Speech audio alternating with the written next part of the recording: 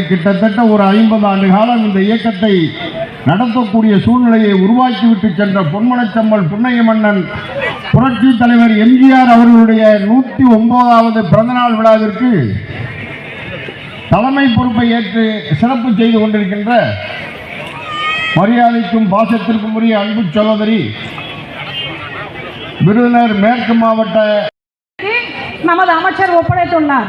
அதை நாம் சிறப்பாக செய்ய வேண்டும் என்று இன்னைக்கு இவ்வளவு பொம்பளையால் நம்ம உட்கார்ந்துருக்கோம். அது நாம அமைச்சருக்காக நம்ம நன்றி செய்யறதுக்கு தான் இதெல்லாம். இந்த நிகழ்ச்சியை நமது அமைச்சர் அவர்கள் முன்னிலை நின்று நடத்தி கொடுக்குமாறு நாம் அனைவரும் கேட்டுக்கொள்வோம். அதையாக வழிபடுகிறோம்.